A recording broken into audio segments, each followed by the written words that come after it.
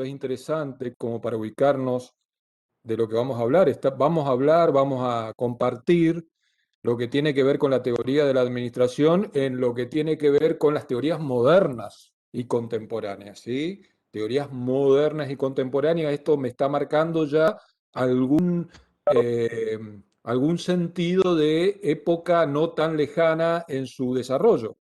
¿Mm? Ya vamos a ver desde dónde empieza a, a verse esta teoría moderna, vamos a ver cuál es el hito fundamental del contexto que ya hablamos en las clases pasadas, que era importante ubicarse en el contexto, porque el contexto nos iba a dar determinado indicio de por qué o explicar de por qué desde la teoría de la administración se buscó determinadas respuestas a problemas organizacionales en el marco de un modelo determinado, ¿sí?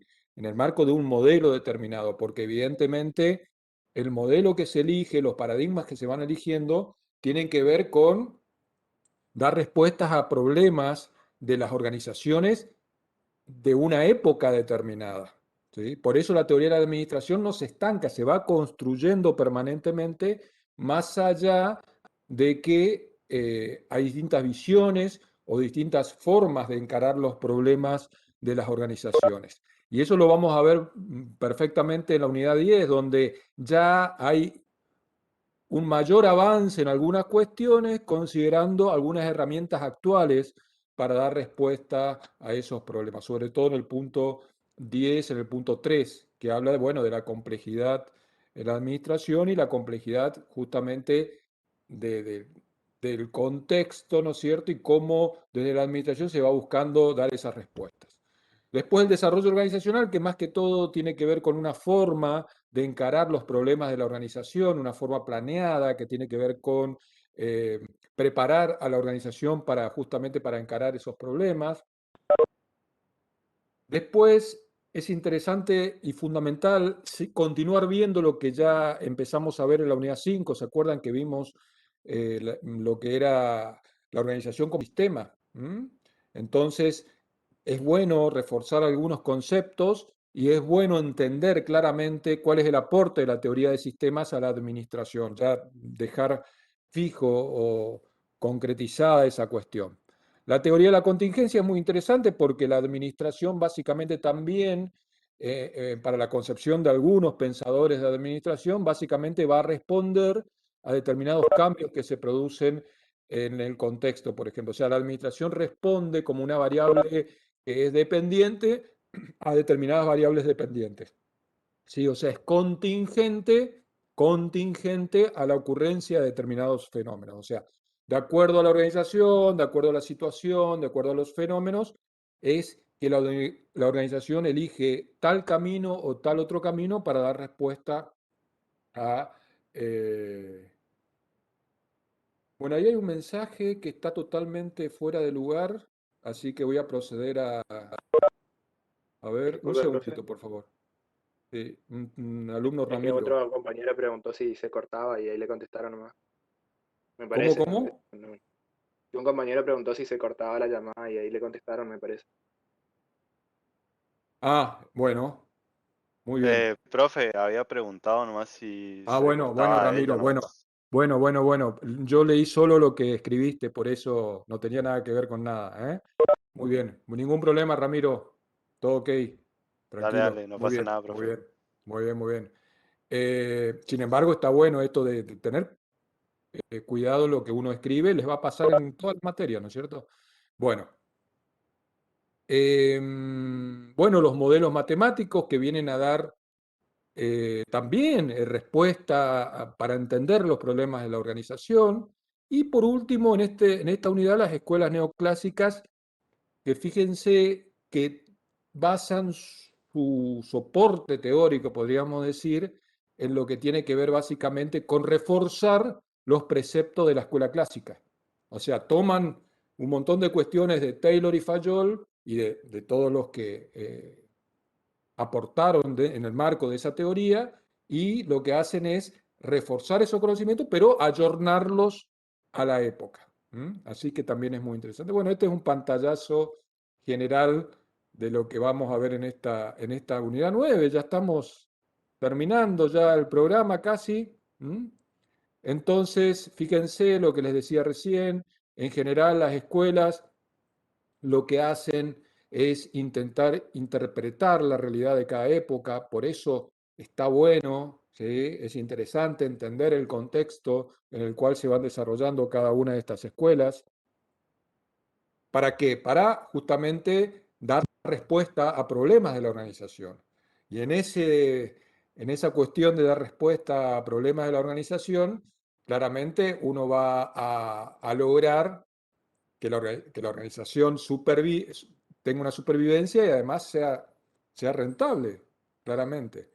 En ese intento, ¿sí? Esa búsqueda de hacer a las organizaciones más eficientes, más eficaces, en ese camino por intentar solucionar los problemas de las organizaciones, la organización va aprendiendo, va aprendiendo. Cuando yo digo la organización, digo las personas que integran la organización, va aprendiendo y va adquiriendo conocimiento esa organización, ¿sí?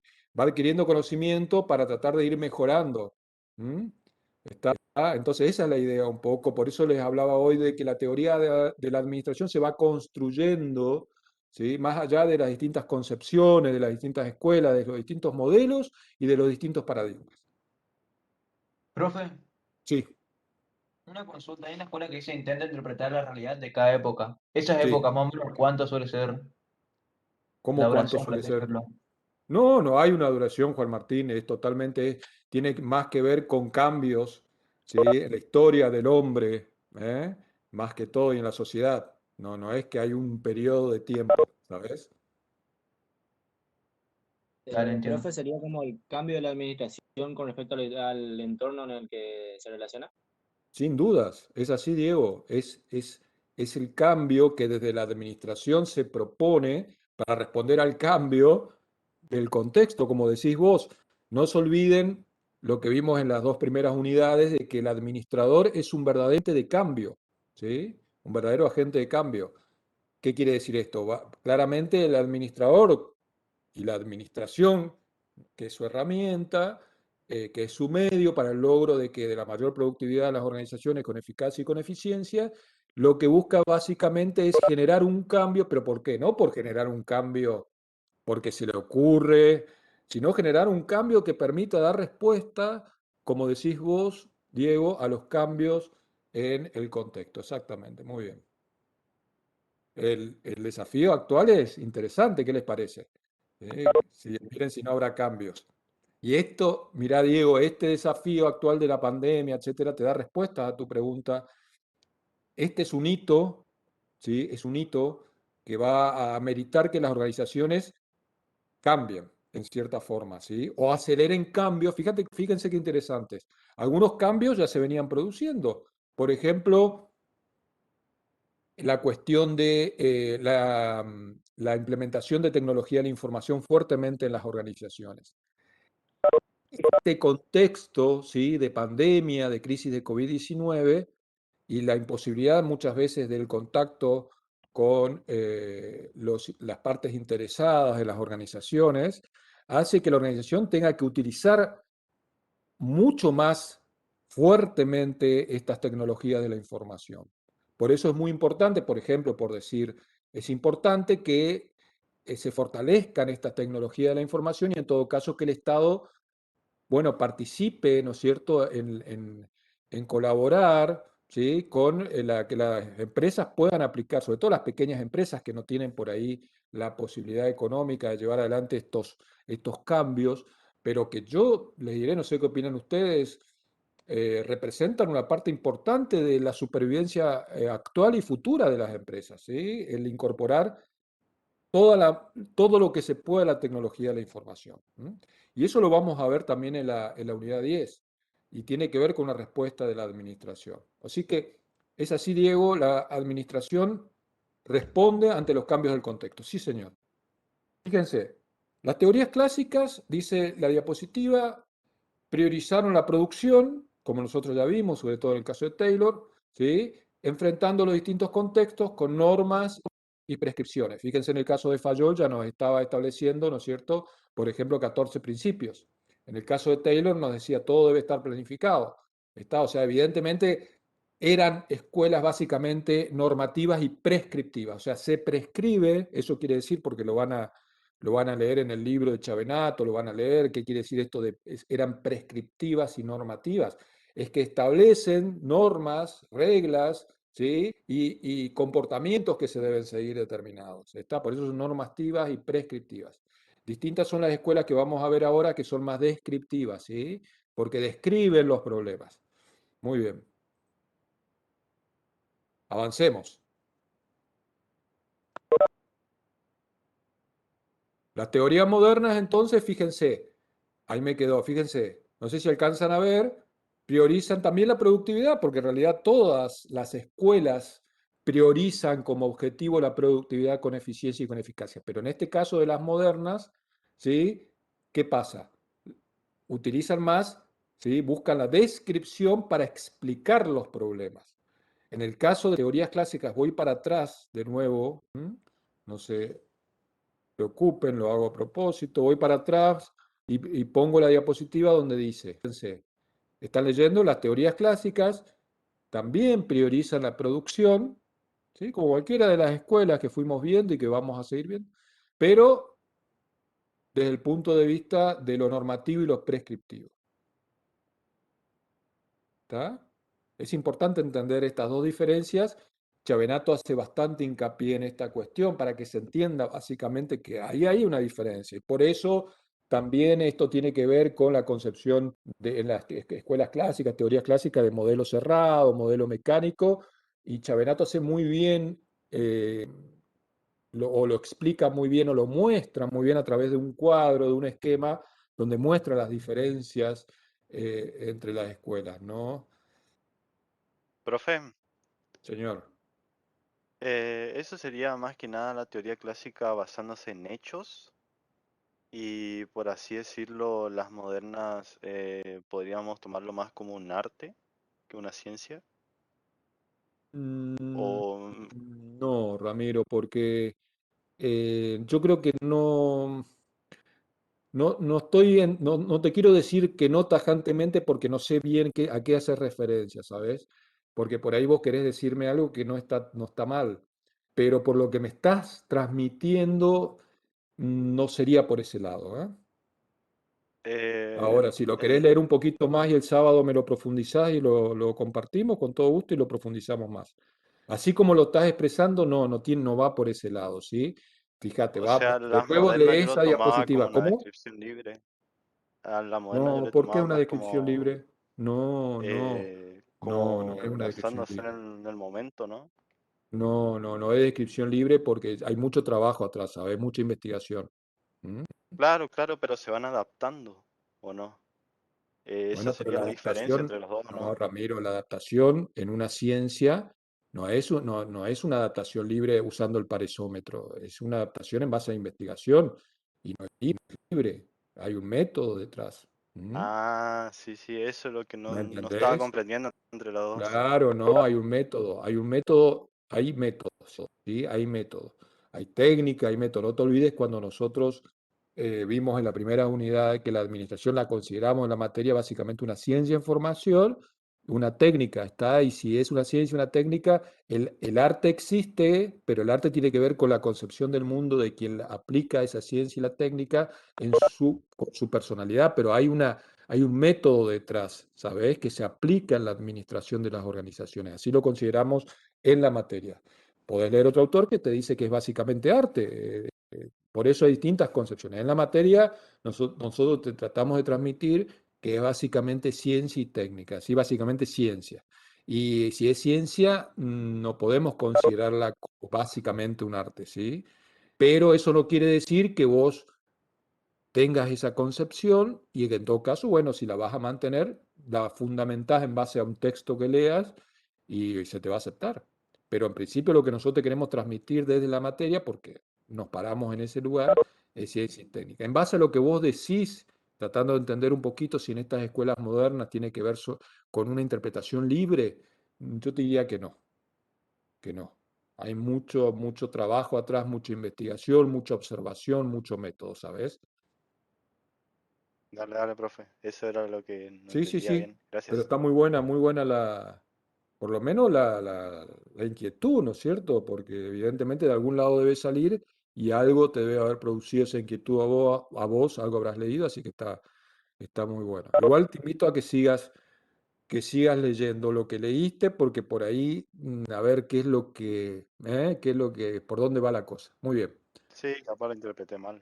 Sí, bueno, pero no pasa nada. Tranquilo, y por ahí, claro, es una interpretación de término, pero que, bueno, a mí también me interesa saber qué es lo que podías haber leído. Muy bien. Básicamente, las teorías modernas tienen que ver con el estudio del comportamiento de las organizaciones, ¿sí? Y el comportamiento de las organizaciones, como dice la diapositiva, se basa en la conducta de las personas que conforman la organización. ¿Y dónde se ve el comportamiento de las personas el comportamiento individual? Se ve básicamente lo que nosotros vimos en la unidad 5, la importancia, la unidad 7, perdón, en la unidad de dirección, perdón, la unidad 6, en la importancia de entender lo que es la motivación de los integrantes de la organización. O sea, básicamente las personas se comportan de una determinada manera, motivadas por determinadas cuestiones. ¿Está? Entonces, ¿qué debe hacer el administrador? Fíjense, conocer cuáles son las necesidades humanas, ¿sí? Para comprender mejor el comportamiento del hombre y utilizar la motivación como un medio para mejorar la calidad de vida e inducir al subalterno a realizar las tareas que conduzcan al logro de los objetivos organizacionales.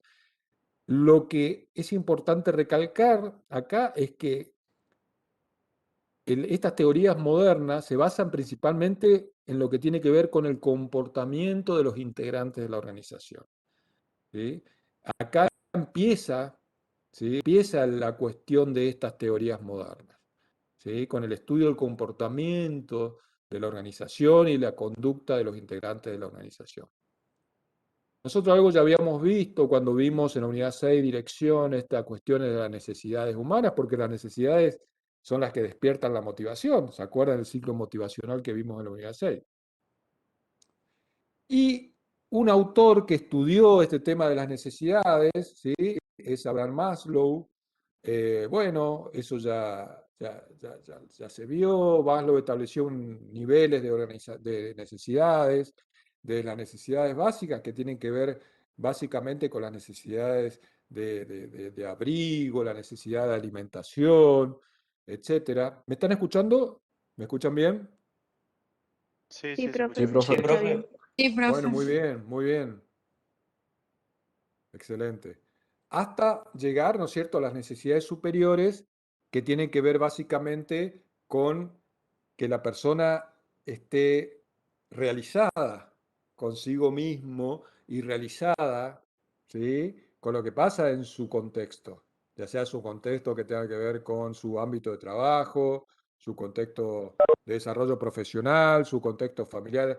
O sea, existen distintos niveles para determinar distintos tipos de necesidades, y lo que plantea Maslow concretamente es que si no está satisfecha alguna necesidad inferior, ¿sí?, no se va a concentrar el comportamiento de la persona en una necesidad superior.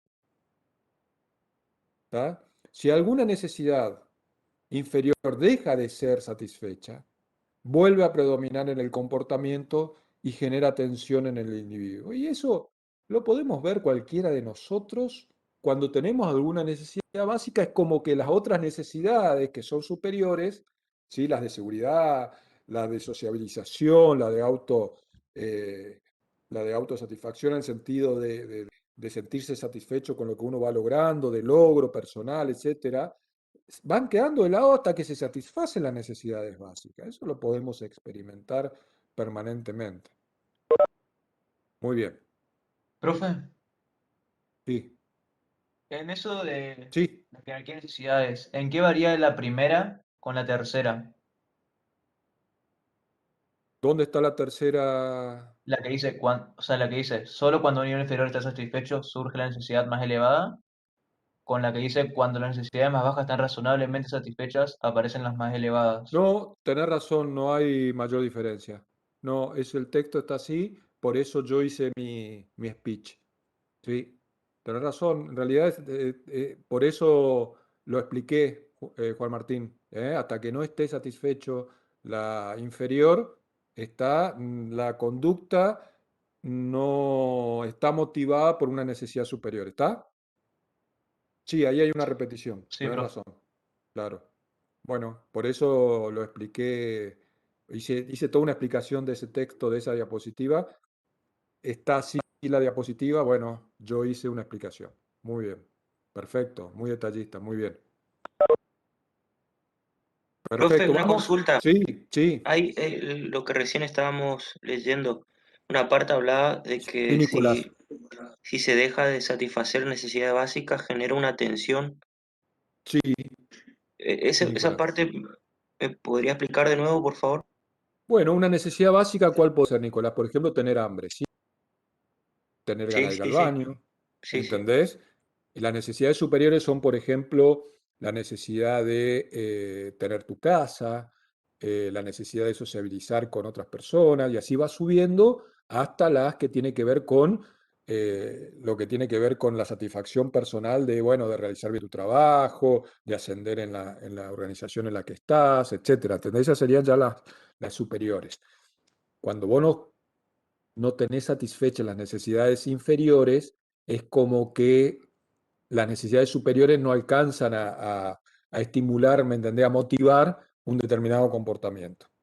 No sé si se Claro, entiende lo claro. que te quiero decir. Sí, se entiende, ¿Eh? se entiende. Se Perfecto. entiende. ¿Viste? Eso es una cosa que uno es real, ¿no es cierto?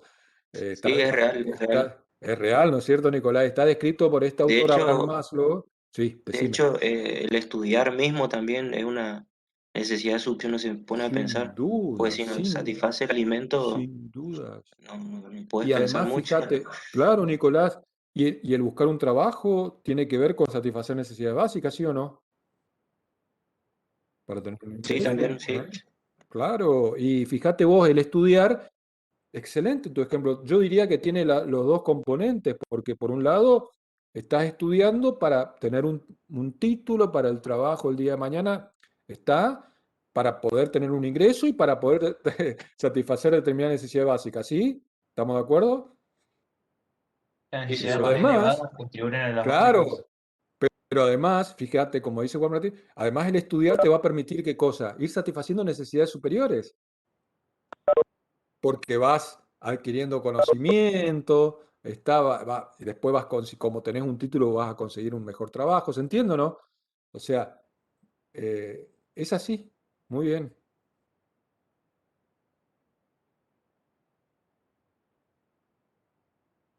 Bueno, en el marco, escúchenme, estamos en el punto uno todavía, ¿eh? El punto uno de esta unidad, que es el punto más extenso y en el cual ustedes tienen que hacer bastante hincapié, no se olviden. Fíjense, otro tema para hablar también en este punto uno de la unidad 9, otro tema del punto uno recién, ¿eh? Los estilos de administración. En este caso, es un aporte del autor MacGregor que habla que existen dos estilos de administración, dos formas que puede adoptar el administrador. Un estilo que él denomina X y un estilo que él denomina Y. ¿Sí? ¿De qué va a depender cada uno de estos estilos? Básicamente va a depender, bueno, de qué concepción de las personas, de los integrantes de la organización tiene el administrador. Repito, la adopción de cada uno de estos estilos por el administrador, porque son estilos de administración, va a depender de cómo concibe el administrador, ¿sí?, las capacidades, habilidades, competencias de los integrantes de la organización, de sus subalternos, de sus subordinados. El estilo X es un estilo duro, rígido, autocrático. se limita a hacer que las personas trabajen dentro de ciertos moldes previamente planeados. ¿Por qué adoptaría este estilo X el administrador? ¿Por qué adoptaría este estilo X el administrador? Porque considera que el hombre es perezoso, indolente y evita el trabajo o rinde lo mínimo posible. Le falta ambición, elude las responsabilidades y busca la seguridad de la dependencia. No tiene autocontrol ni autodisciplina. Entonces, si el administrador tiene este supuesto sobre los integrantes de su organización, adoptaría un estilo X, duro, rígido, autocrático. Después está el estilo Y, según MacGregor, que es un estilo abierto, dinámico, extremadamente democrático. ¿Sí? Permite crear oportunidades, liberar el potencial que tienen las personas, el crecimiento individual.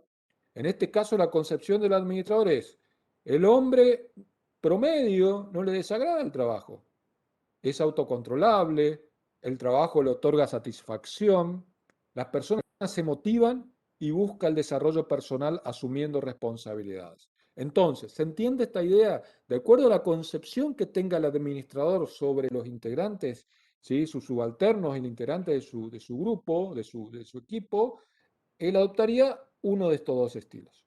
¿Mm? ¿Está? Es un supuesto, por ejemplo, por supuesto. ¿Se entiende? Sí, sí, profe. se entiende, profe. Entendió. Muy bien.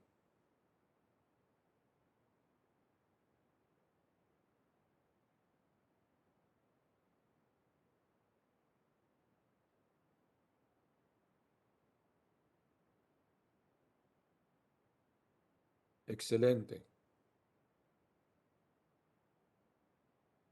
Bueno, otro aporte, estamos en el tema, en el punto 1 de la unidad 9.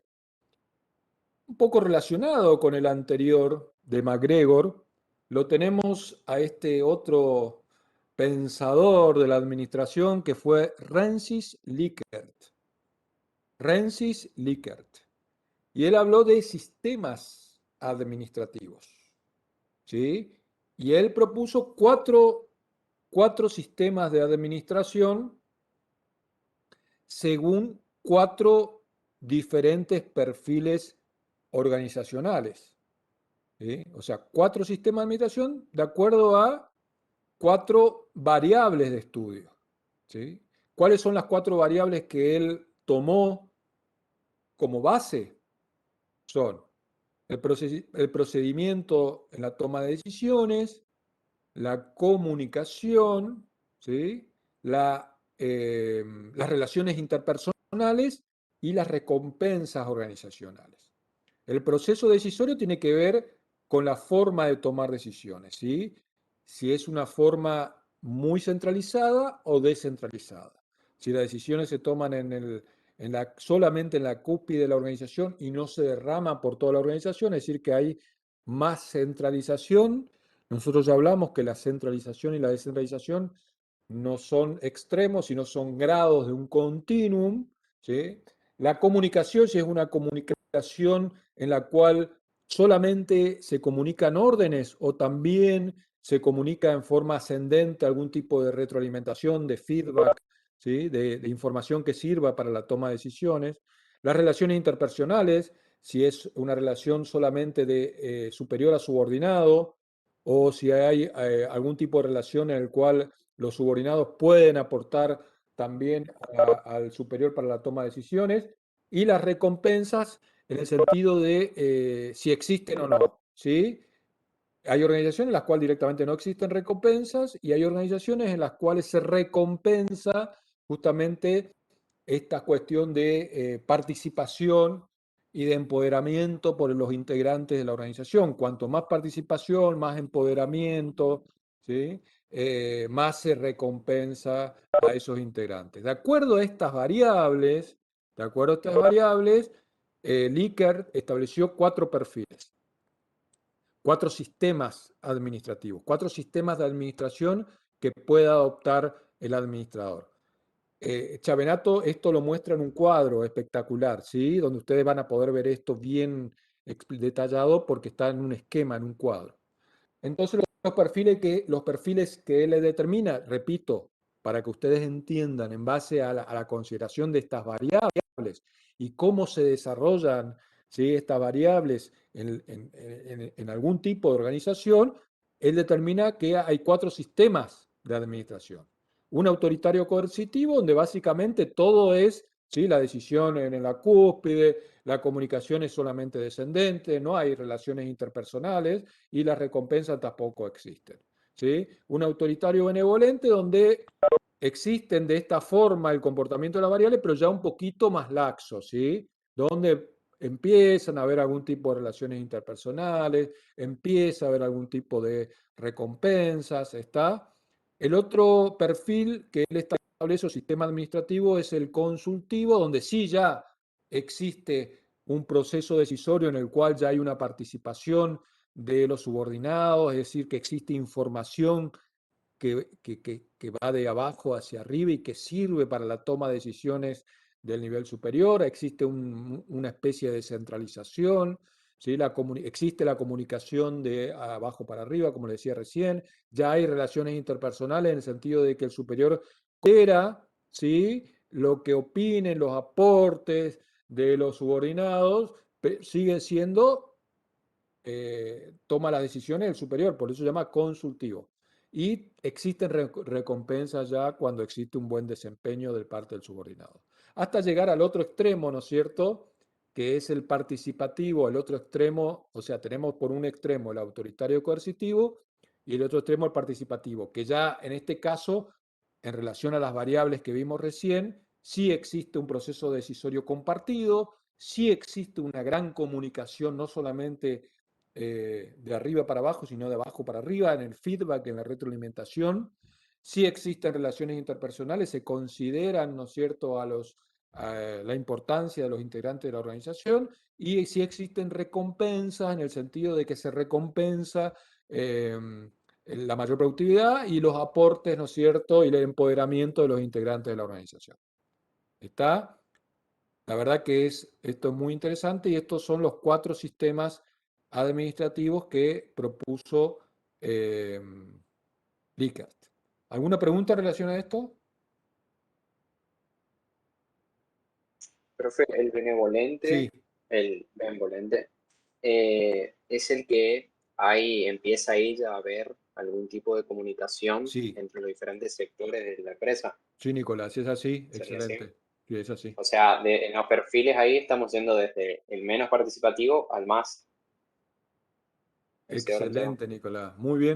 Ok. Muy bien, es así, como lo estás diciendo. Son 2 extremos, es un continuum también, ¿eh? Donde vos tenés grados, ¿sí? Es así. Y la variable que él estableció estas 4 variables como puntos de referencias, ¿está? Para estudiar qué sistema es aplicado, se aplica en la organización. Muy bien. ¿Alguna otra duda? ¿Profe, es lo mismo benevolente que benevolente? ¿O no? ¿Cómo, Juan Martín? ¿Es lo mismo benevolente que benevolente? Ah, no sé, ahí no sé. No te... ¿Lo leíste así? Sí, profe, que sí está escrito. Y así está, profe. Ah, no, pero es lo mismo. Ahí hay... Juan Martín, ese es un error de tipeo. Ah, es que como que el otro compañero también mencionó benevolente, No, bueno, pero capaz creí que era escúchenme. un término específico El de que la materia, hizo, no sé. no, el que hizo la diapositiva puede cometer un error de tipeo, no sean tan malos, No, sí, che. sí, pero yo creí que capaz era un término No, está bien, Juan específico o Martín. algo. No, pero ese es un error de tipeo, le falta la E nomás. Sí. Muy Dale, bien. gracias. No, por favor. Em, bueno, continuamos. Herbert Simon, ¿sí?, es claramente un referente de, de estas teorías modernas, porque no se olviden que nosotros, ¿qué dijimos al comienzo? Básicamente, un hito fundamental para estas teorías modernas tiene que ver con el estudio del comportamiento de la organización que se basa en la conducta de las personas que integran la organización. Y Herbert Simon estudió estas cuestiones de la conducta, ¿sí? Básicamente. Estudió fuertemente, fíjense, lo que es la teoría de las decisiones.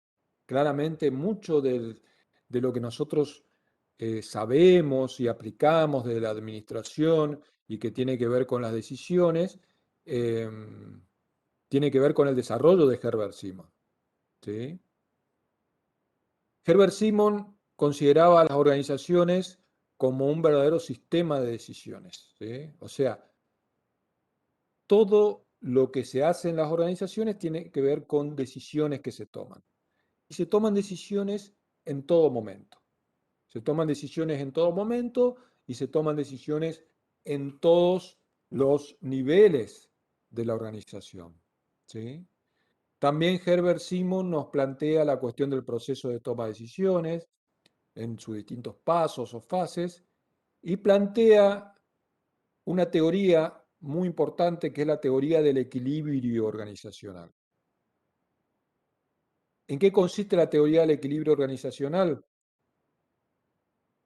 Se basa en el vínculo de la organización y cada individuo que compone la organización, ¿sí? Y dice, un individuo, fíjense, va a aportar a la organización a la que pertenece siempre que los alicientes o las compensaciones que reciba sean por lo menos igual o superiores a los aportes.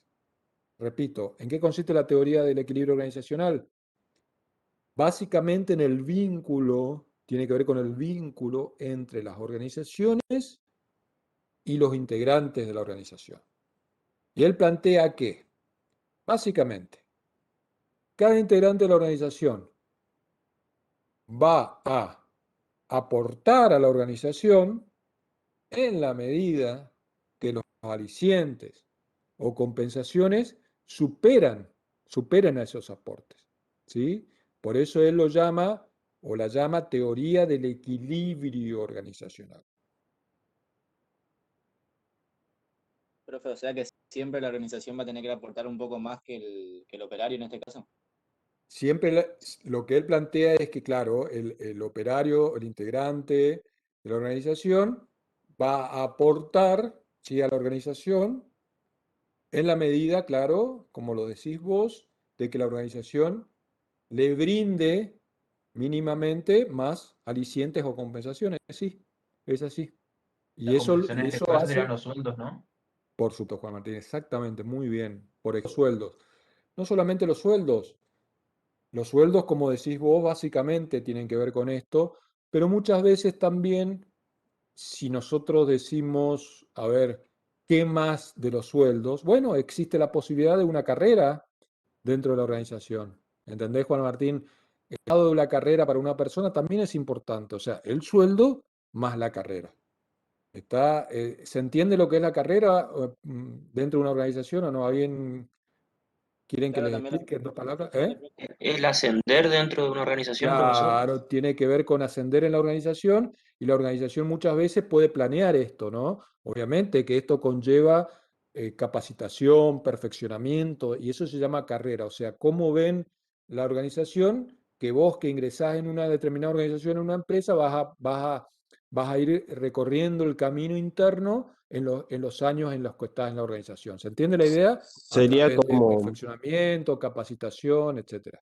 claro, sería como la posibilidad de que aumenten las recompensas que te da la organización en función a los aportes que vos le das al pasar el tiempo, por así decirlo, como la Sin duda. antigüedad y todo eso.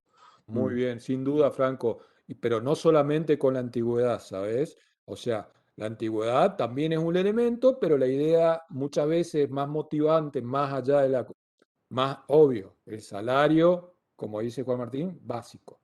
La antigüedad, que significa más salario, básico, pero la antigüedad solamente por estar y permanecer, ya llega un momento en que uno busca un poco más. ¿Qué es un poco más? Bueno, la antigüedad tendría que implicar qué cosa, que uno pueda ir mejorando su, eh, pasar, podríamos decir, por la organización en cuanto a su perfeccionamiento, su capacitación, ir ascendiendo, ir adquiriendo nuevos conocimientos. Y bueno, muchas veces la Profe, organización tiene, si me dejas cerrar por favor la idea, a ver, decime. Sí, no termine nomás y después le comento algo. muy bien, muy bien. No, y bueno, la organización tendría que tener planeado, estaría un plan, ¿sí? Y eso tiene que ver con esto que estamos hablando. Sí, adelante. No le iba a comentar un caso que, por ejemplo, A ver, mi papá, en la sí, empresa que trabaja, sí. anualmente o eh, algunas veces le daban como un reconocimiento, premio por responsabilidad, compromiso y esas cosas. Eso tendría que ser un ejemplo, ¿no? Muy bien. Y eso, a ver, sin particularizar en tu papá o en vos, pero eso él lo contaba como algo motivador, como algo bueno, él que forma parte de la empresa, ¿no es cierto? O lo cuenta como algo bueno, como algo motivador.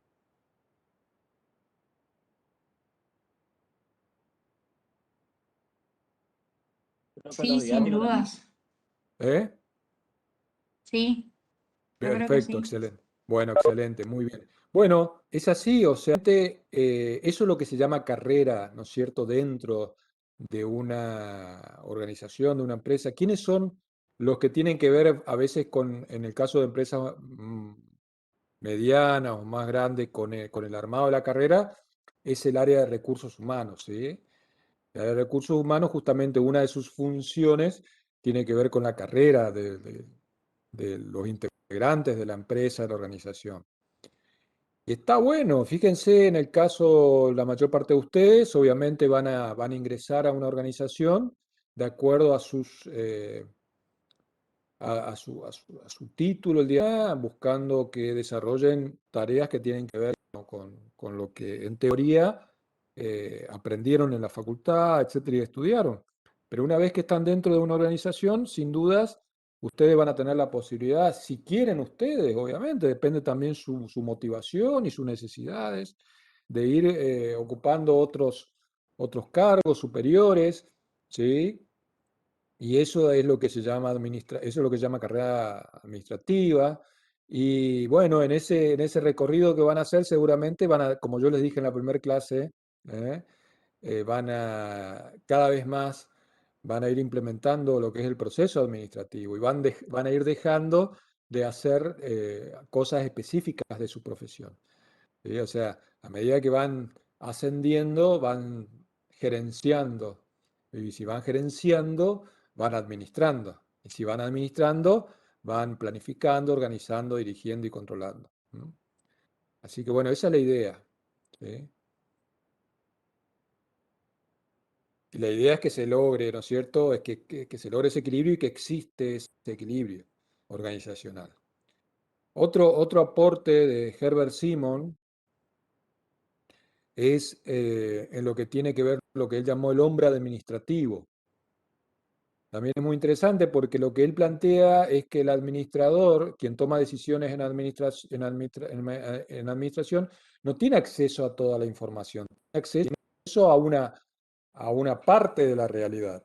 ¿Sí? Nosotros solamente como administradores percibimos una parte de la realidad que no es toda la realidad. Tenemos acceso a un determinado nivel de información. Obviamente el administrador, con el uso de determinadas herramientas, como les decía hoy, por ejemplo, el uso de tecnología de la información, puede aumentar el acceso a la información, pero nunca la decisión o el objetivo de la decisión va a ser lograr una solución perfecta. Es imposible, ¿sí? Porque no hay acceso a toda la información o conocer toda la realidad, ¿sí?, como para tomar la decisión perfecta. Lo que busca generalmente el administrador es buscar la solución mejor posible, la más satisfactoria, ¿sí?, de acuerdo al problema y de acuerdo a la información al acceso. Y eso es lo que llamó hombre administrativo. ¿Sí? Esa es la característica del hombre administrativo. Muy bien.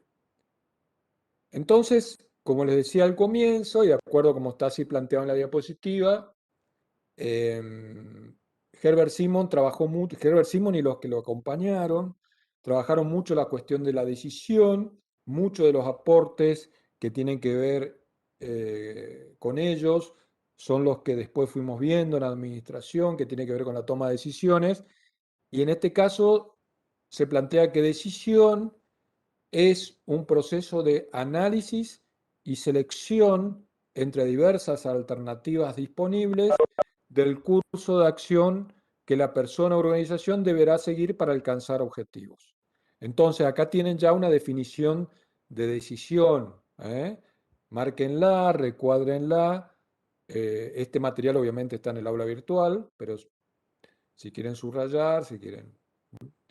Entonces, decisión es el proceso de análisis y selección entre diferentes alternativas posibles del curso de acción, de un curso de acción que la persona o la organización o determinado grupo de la organización deberá seguir para alcanzar los objetivos organizacionales.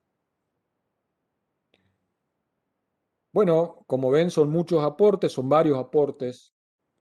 La racionalidad, decía Herbert Simon, o planteaba Herbert Simon, que es limitada, ¿sí? Por eso también, por lo que hablábamos hoy, de que el administrador accede a un determinado nivel de información, ¿sí? Y tiene que ver entonces con una determinada capacidad que tiene para tomar decisiones y a los recursos de los que dispone. Y el decididor, ¿sí? Escoge, como dijimos recién, una alternativa entre distintas alternativas. Y como hablamos de que en el marco de la racionalidad, y como ya venimos hablando varias veces a lo largo del cursado, la racionalidad tiene que ver básicamente con el escoger los mejores medios o los medios apropiados y disponibles para alcanzar un determinado fin. Entonces la decisión se considera racional. Bueno, ahí está bastante completita la diapositiva, no sé si hay alguna duda, algún término que no entiendan. ¿Hay alguien que quiera aportar algo, que quiera contar algo en base a esto que estamos compartiendo, son los aportes de Herbert Simons, ¿sí? Basado en lo que tiene que ver con la teoría del comportamiento organizacional, en el marco de las teorías modernas.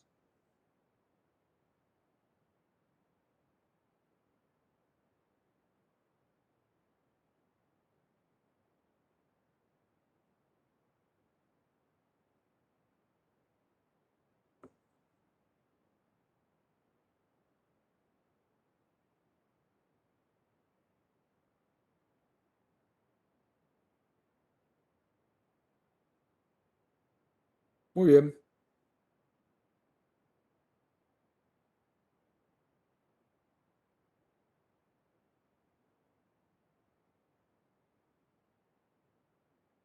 Pasamos al punto 2, ¿sí? El punto 2 básicamente tiene que ver entonces con la forma en que se intenta responder ante determinados problemas generales que puede tener una organización, que pueden tener que ver, fíjense, por ejemplo, con problemas de la estructura de la organización, en la definición de objetivos, problemas que tienen que ver con los sistemas en general, con los integrantes de la organización, en general con cualquiera de los elementos de la organización, con cuestiones estratégicas de elección de productos externos, o sea, cualquier cuestión en la cual amerita algún tipo de respuesta. Tiene que ver el desarrollo organizacional como una forma justamente de hacer que la organización pueda responder, ¿sí? Ante esos problemas.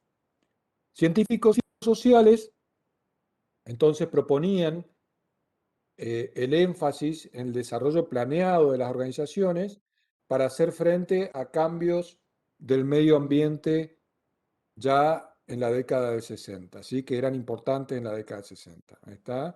Y el desarrollo planeado, el desarrollo en general de una empresa, de una organización, directamente con el crecimiento, ¿sí? Con una empresa que va mejorando su dinámica, su comportamiento, va creciendo, va logrando una estabilidad, supervivencia y rentabilidad. Desarrollo organizacional es un proceso planeado, fíjense, de modificaciones culturales y estructurales permanentemente aplicado a una organización.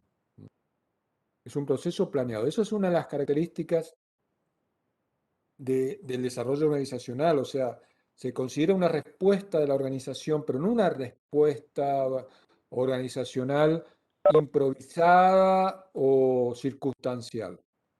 Es una respuesta planeada. ¿Eh? Es una respuesta planeada de modificaciones que se van a llevar a cabo en forma planeada, ¿sí? A lo largo del tiempo. Entonces, es un esfuerzo educacional intenso y complejo destinado a cambiar actitudes, valores y comportamientos y también la estructura de la organización. Amerita o lleva implícito este esfuerzo la necesidad de una capacitación permanente del administrador. ¿Sí? Con este esfuerzo que conforma el desarrollo organizacional, se busca enfrentar mejor, fíjense, las coyunturas del mercado, tecnológicos, culturales, del conocimiento, la competencia creciente en un ambiente general y empresarial dinámico y cambiante. O sea, todas las cuestiones que pueden ameritar, fíjense, una respuesta de la organización son tratadas por este método que es el desarrollo organizacional. Profe, Sí, ¿sería como preparar a la empresa o la organización para que dé la mejor respuesta? sin duda, Diego, es así. Y esa preparación, ¿sí? Es una preparación planeada. Y es una preparación planeada y tiene que ver mucho con la educación, ¿sí? De la organización. La educación, cuando yo digo la organización, hablo de los integrantes de la organización. ¿Se entiende? O sea, es una respuesta planeada, ¿sí? Y tiene que ver mucho con la educación. Por eso dice, fíjense, un esfuerzo educacional intenso y complejo. ¿M? Y como tiene que ver, sí, decime, Diego. Disculpe, No, también tenía que ver con aprender de los errores, porque sin si uno duda, claro. Fíjate que, fíjense que muchos autores hablan no solo de que la organización debe aprender, sino que debe aprehender con H en el medio. ¿Saben qué quiere decir eso? Quiere decir que No, justamente, profe. bueno, muy bien, quiere decir que justamente hay que hacer propio, ¿sí? Hay que hacer propio el aprendizaje, ¿sí? Hay que ver los errores, pero hay que hacer propio el aprendizaje para no volver a cometer esos errores, ¿sí? Hay que internalizar ese aprendizaje, hay que ponerlos adentro, ¿sí? Eso quiere decir aprender, aprender es agarrar, ¿se ubican? ¿Eh? Entonces hay que aprender también, hay que internalizar. Yo siempre hablo de esta cuestión de internalizar y de aprender cuando me preguntan, bueno, a ver qué concepto debo usar, qué definición debo estudiar. Debes leer las definiciones y los conceptos y debes usar la que entiendas, ¿sí? La que aprendas, la que internalices, la que entiendas. Porque esa es la definición y el concepto que no te vas a olvidar. Esa es una muy pequeña y sencilla sugerencia que siempre hago. Allá de que, por supuesto, también hay que usar la memoria y son todos métodos de estudio. Pero cuando tenemos tanto contenido, está bueno ir leyendo y estudiando, entendiendo. Por eso es importante, son importantes las clases, porque las clases, como yo les dije desde la primera clase, y esto les va a servir, entiendo yo, para todo el camino que están emprendiendo. Las clases y la teoría y los profesores son orientadores, ¿sí? No es que ustedes salen de una clase ya sabiendo. Son orientadores de estudio, el profesor hace un procesamiento de las cosas. Son orientadores, después hay que ir a estudiar. ¿Se entiende o no? Sí, profe. Después hay que sentarse a estudiar.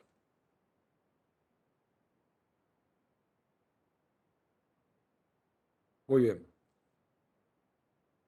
Para enfrentar el cambio, fíjense, el liderazgo por intuición debe ser reemplazado por el liderazgo organizacional,